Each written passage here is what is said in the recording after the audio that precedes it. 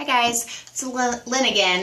We are going to do another basic algebra story problem that you'll see time and time again. It's a mixing problem, some type of mixing problem. So the way you're going to identify this is there are usually going to be a solution with some concentration. Sometimes a pharmacist is making up a drug or something, but you're always going to have percentages and amounts. So in this case, somebody needs, let's say, 15 milliliters of a 4% solution. So there's your amount and here's your concentration that we need to end up with.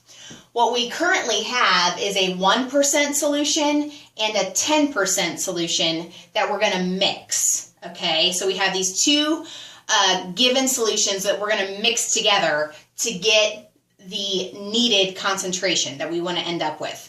So this is a mixing problem. The question is, how much of each solution should we mix together? The way I always set these up is I draw kind of a visual aid, a picture.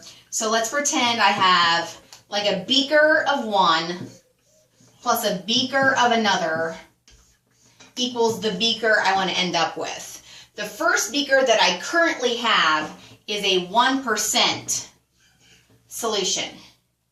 The second beaker that I currently have is a 10% solution. And those are the ones I'm going to mix. So those are the ones I'm adding. What I want to end up with is a 4% solution. Okay? So those are my concentrations or my percentages. Underneath these, I'm going to write the amounts. The amounts that I know that I need 15 milliliters of the result. Now these other two amounts I don't know, but that's what I'm looking for.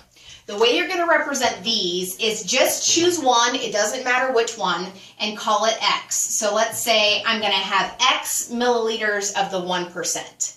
Well, how much of the other one will I have to have? If I'm going to end up with 15, X plus this has to equal 15. So the way I represent that is 15 minus X. Let's think about that with throwing in some numbers. I want to end up with 15. Let's say X is 2.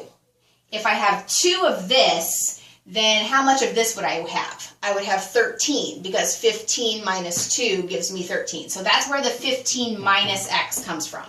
This is how this is always going to be set up. Okay, then right from this diagram, you can write your equation pretty easily. You're going to take concentration times amount plus concentration times amount equals concentration times amount. So percent as a decimal is 0.01 x plus 10% as a decimal is just 0.1 times 15 minus x. And that's going to equal, you still multiply these guys together over here as well. So 0.04 times 15. And from there on out, you're going to distribute, collect your x's, and solve that equation like normal with your algebra. Okay, I just wanted to hit the setup because that's usually what gives people the most problems. So that's the setup for any kind of mixing problem. Hopefully that helps. Thanks.